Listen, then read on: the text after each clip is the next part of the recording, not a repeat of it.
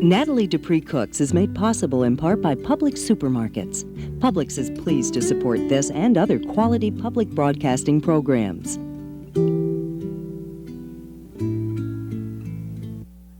Hello, I'm Nathalie Dupree. On today's menu, I'm serving eggplant caviar, seafood provençal, braised celery, currant walnut bread, and Rodney's Simply Delicious vanilla custard.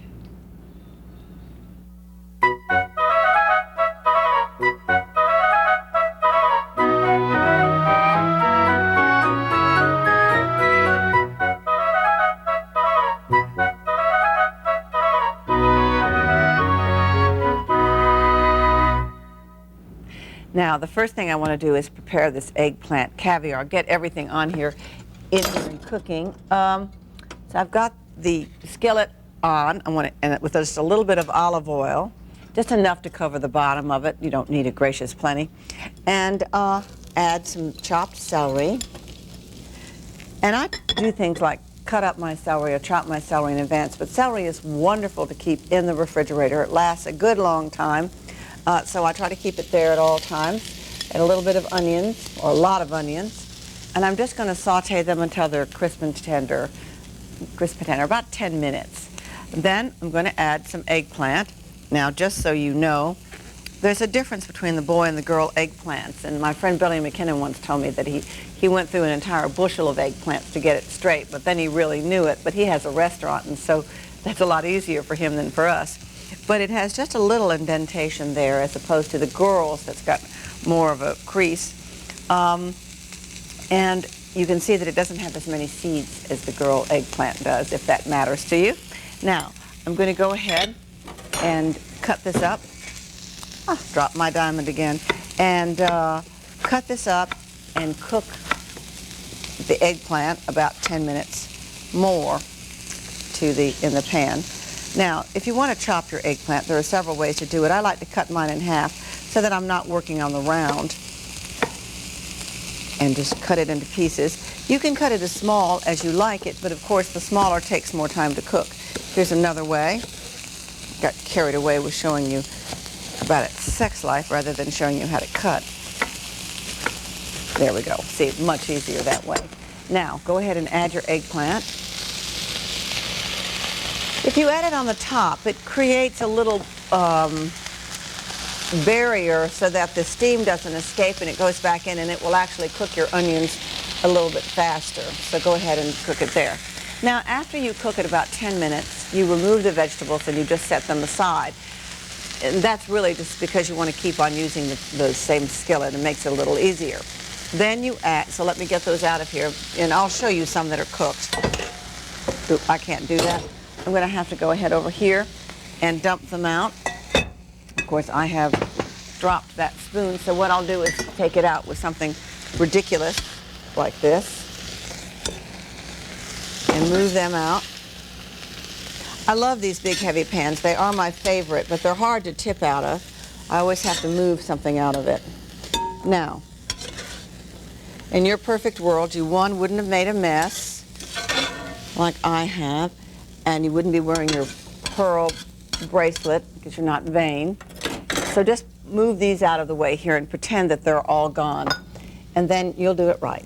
And then you add your vinegar, some sugar, some tomato paste, and some mushrooms.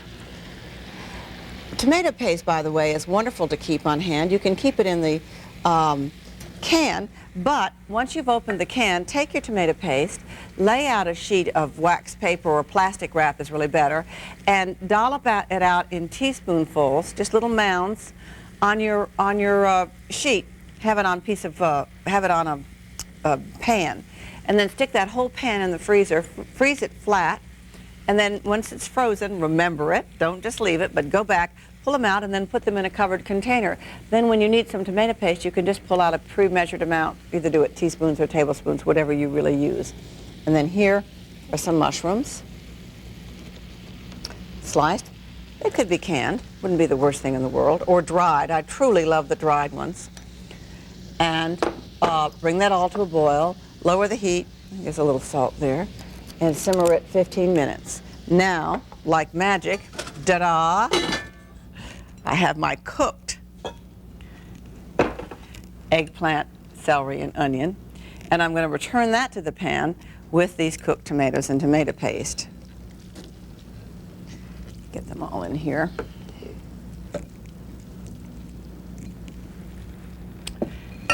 Then I'm going to add capers, some chopped black olives. Capers and black olives are other wonderful things to keep on hand right in the refrigerator. You could always add them as flavorings to just the simplest of ingredients and pick them up and make them taste very fancy. So go ahead, and then here's some freshly chopped parsley, which I keep outside growing in my herb garden. So everything that was here I had in my refrigerator. My eggplant lasts so long. Now you go ahead and you cover it. Let me just give it a good stir in here.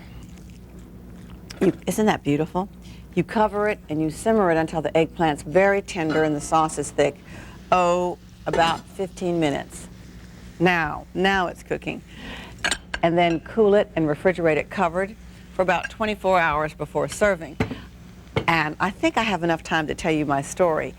I learned about eggplant caviar many years ago in the 60s when I smoked 2 packs of cigarettes a day. And when I gave up smoking one weekend, it was out of a real great sense of gratitude. I was living in New York and I didn't have any plans for the weekend on a Memorial weekend. And a friend called and invited me out for the weekend, and I just felt so grateful. I thought, you know, why am I smoking when I have such good friends? So on the train out to Long Island, I gave up smoking and never smoked again. When I went out there, my friend's mother had made eggplant caviar, and she made it because her husband, she never told him what was in it. And so that's how I learned this recipe, and I truly love it. Now let's go from my TV kitchen here in New York to my home kitchen in Atlanta.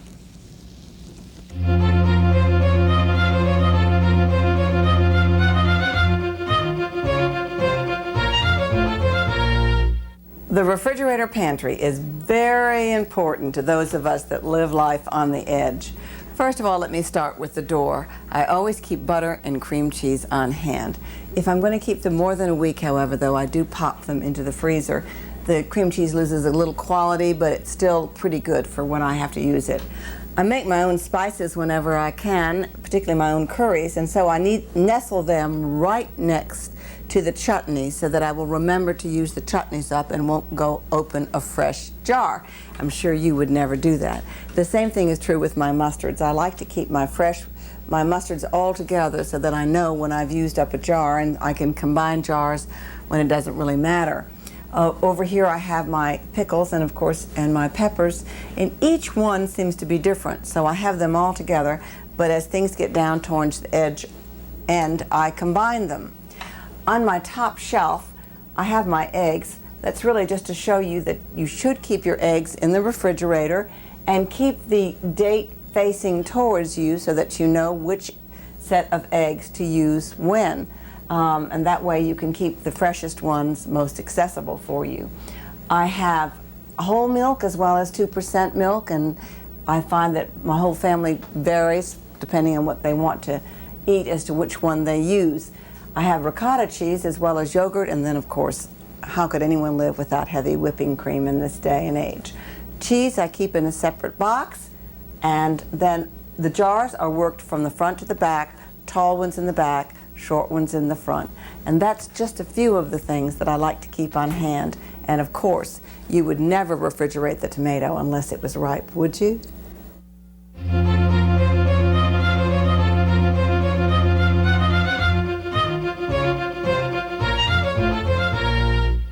Now this is the kind of recipe that you're going to say, I could do that. It's so easy. It's a little pricey, but sometimes it's worth it. It is great for entertaining when you have had no time to prepare. But of course, you should have already bought your scallops and your shrimp. You don't want to go grocery shopping the same day that you go cooking.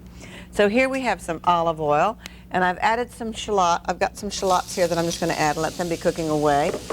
And I didn't have enough shallots, so I'm adding a few green onions that have been sliced. And they add some color too, make it prettier. Let them cook for 3 to 4 minutes. And once they're started cooking, add your garlic. If I put that right on top there, when I stir it, it'll be just about right. You know, garlic falls to the bottom and it burns more, and it's got more sugar, I guess, in it than onions. So anyway, let me just show you how to chop a shallot or shallot, depending on who you are. And there are a couple of different kinds of shallots or shallots. Some have 2 little cloves inside of them, but they're still called one shallot, even if there are 2 little pieces to it, because it's pretty hard to know exactly what the amount is of each one. So just get a measuring spoon, and after you've chopped your first one, say, from now on for the rest of my life, 1 shallot is 2 tablespoons or 4 tablespoons or whatever it is. Now I cut down it, following the lines nature drew, cut across it like this, and now cut down. It's just a little hard here I peeled it to, that root should hold it together. So if you get down here and it doesn't work the first way, then go back and just walk your knife right over it. Shallots have a taste that's kind of like a cross between an onion and garlic. And those of us that love them really love them. I want to turn my heat down now. I really don't want that brown in there. And then I'm going to add some tomatoes, and these are canned tomatoes, and break them up with your hands or else cut them with the scissors, whichever you prefer. See, there are some guys that are too big, so let me go back and just cut those. Spoon works nicely. And break those up because they'll be much nicer. No, but you don't want anyone to get them on the pan, on their plate. So there we go. Now, add some olives, and the way that you chop an olive is, if it's on the stone, those are those lovely calamatas that come on the stone. So just pretend this is an olive, put your knife right over it, give it a swack, and that will release the pit, and then you can chop the olives. And if you line them all up together, maybe only one will hit the floor, and so that's delicious. Now you simmer all that together over medium-low heat until the whole thing begins to thicken. It takes 3 or 4 minutes. Then we're going to add some scallops or shrimp, and in this case we're going to add both, which makes it absolutely beautiful. And you cook them till they're opaque and firm to the touch. I want to just get that up to the boil so you can see it. So let me show you. I'm going to make a chiffonade here, a fancy word for little slices of the basil that I'm going to add. I just rolled that basil up, and then I just take my knife, and what I'm using is a ball-bearing motion with my knife like that. Take my knife and roll it like that over the basil, and that's done. Now, if I wanted to chop it, what I would do is just take my knife, same way as I just showed you, and walk it over the herb until it comes to the bottom. Now I've got that all up to the boil there. You see the smaller pieces fall to the bottom, and then you just scrape over and keep walking your knife. Walk, walk, walk, walk. There we go. Now here we are. I'm going to add these beautiful shrimp. You don't have to arrange yours on the plate that way, but don't they look beautiful? And your scallops. And then just stir that together. It takes only 3 or 4 minutes until they cook. And then, just like magic, I have some done here for you. I'm going to add my basil to it here. Just a little bit of thyme. Basil. And then just season it to taste with some lemon juice and salt and pepper. I'm going to add some chopped parsley too here. I didn't see when to add that, but what could be wrong with adding it now? Now here is a lemon peel and some orange peel. I really like the orange peel with the seafood. I really enjoy seafood that has orange peel on it, so I'm going to sprinkle that over the top just before serving it. In order to get some pretty peel, there are a couple of ways you can do it. One is just to take one of these guys, one of these zesters, and just go right on down. You don't want any of the white because that's bitter. And just go right around like that on your orange or your lemon peel. And if you have some oranges or lemons that are about to go off, go ahead. You know, they last a long, long time in the refrigerator. They really do. It's wonderful. But go ahead and take the peel off and juice them ahead of time if you'd like, and it works very nicely. Now, I want to serve this over couscous or pasta. This may not work, but I have made this couscous, and couscous, this is quick couscous, comes in a box, and I just add some instant hot water from my sink. I have one of those instant hot water things, or you can add some boiling chicken stock, or in this case, fish stock if you had it. Maybe the broth that you cooked no, you didn't have any broth from cooking the shrimp, but anyway, something that tasted good if you wanted to in there. And then I pushed it into this bowl. Now let's just see if it works. Oop. I should really upend this and then turn it around. I don't think it's going to work. This is just a little pretension. And I should have greased my bowl real well. This pudding basing is really what we call that. Ooh, look, that is because I lived right. All right, now here we go. I'm going to move this over here and dish this up and garnish it with the pretty orange rinds. Now, if I didn't have any couscous, which I do make ahead and reheat, another thing that I do is whenever I'm cooking pasta, I cook twice as much as I need. I cook it just a little under. So I move 1/2 out first and refrigerate it, put it in a plastic bag and refrigerate it. Then I have the other one cooking and I serve it that night. This goes into the refrigerator and I pull it out when I need it. I reheat it in the microwave with a vented bag, or I put it in a container that will go in the microwave and reheat it. So let me dish this up and sprinkle it with my orange peel, and you are going to love this. Just love it. Before I go, I want to tell you these are my toasted pita breads. I just took some stale pita bread, put them there, and I'm going to serve them with my eggplant caviar. So you can do this. I'll be back in a minute.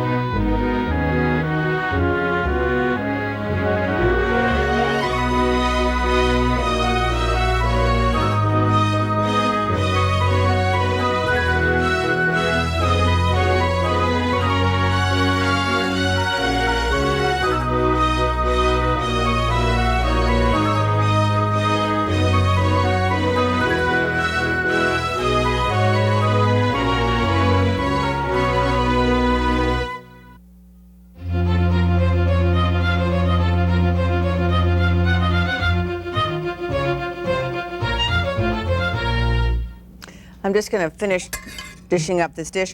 I wanted to show you, I was dishing with the wooden spoon when we left a minute ago, and really, if you can get yourself a nice big metal spoon, I call this a coating spoon, and move over here with it, you have much more control, and just move like that. Now, I didn't want to cover up all that shrimp.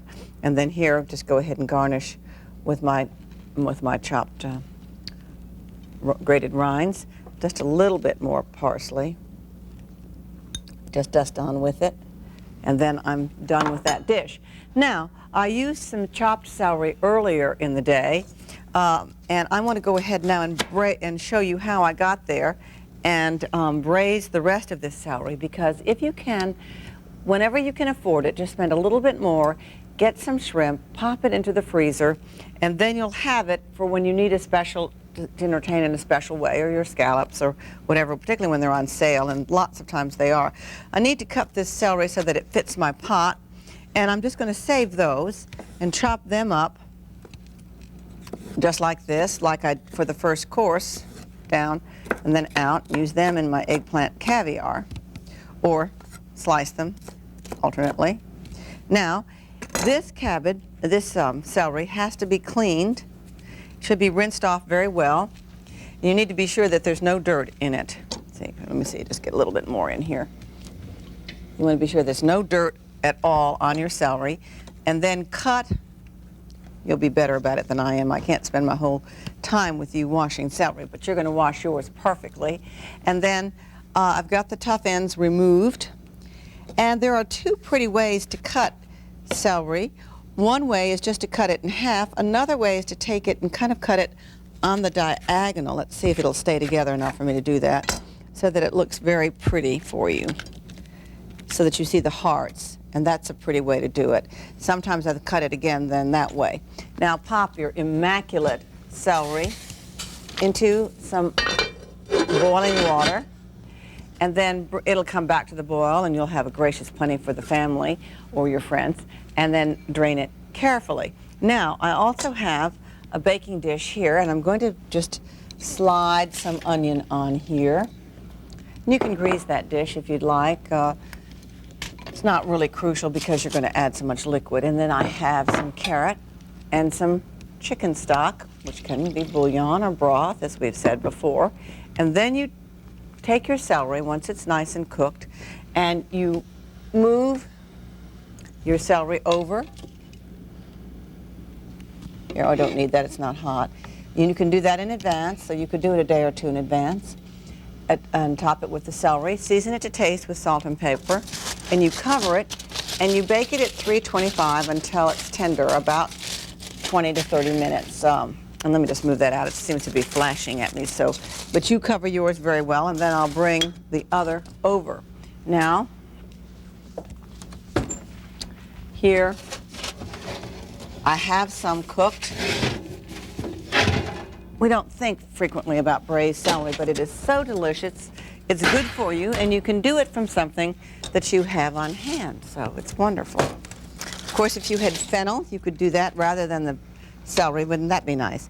Now, trying not to burn my mitts, but I'm not succeeding. And there we are. I'm going to turn this off and put my celery right here in the dish. Bring my liquid up to the boil.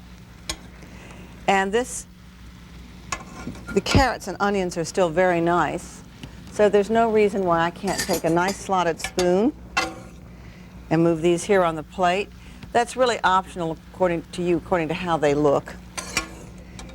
And I'm going to make what we call a beurre meunier. Now, some chefs make logs of this. It's flour and butter all mixed together, mushed together, and sometimes they do it by their hand. Sometimes they do it on a big piece of wax paper. I'm just going to get mine in here and do it with my hand. And you can make little pills of it if you want to. You just mix them together till they form a smooth paste. And your vegetables are already moved over there, and so you've essentially got it empty. And this is the way you can thicken a gravy at Thanksgiving if you're panicked, or maybe something like a beef bourguignon. Now, you whisk this mixture into your juices. I wish I had done that with my left hand to begin with so that my right hand would be free. And you just bring it to the boil and you simmer it until it's thickened. Now, sometimes, and you just keep whisking, sometimes you can add that right to the whisk and just whisk in with it like that. Then you bring it to the boil here until it's thickened, like I said, and then pour it over your vegetables. Then you sprinkle it with Parmesan cheese. Now, if you're unsure, you can run that through a strainer. Dry off my hands here. Oop, there goes my diamond again. And pour this over your mixture. There we are. Sprinkle it with my Parmesan cheese, which is over there, and it'll be just absolutely luscious and lovely.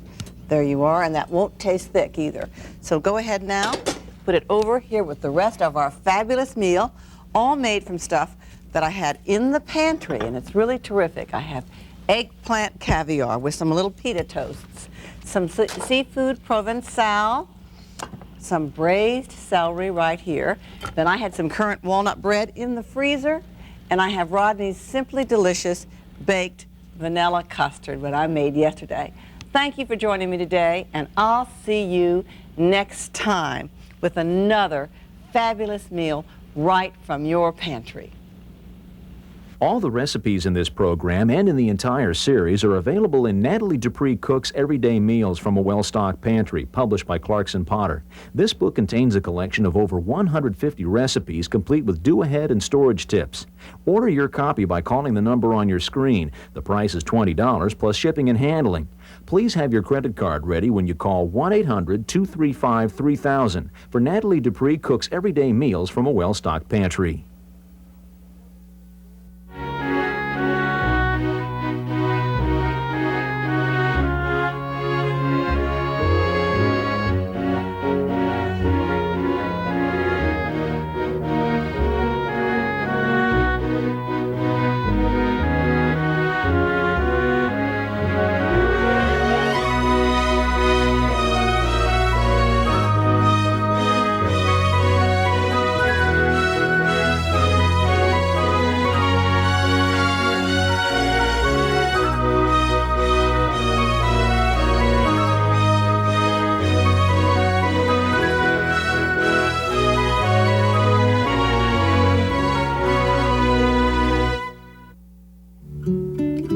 Nathalie Dupree Cooks is made possible in part by Publix Supermarkets. Publix is pleased to support this and other quality public broadcasting programs.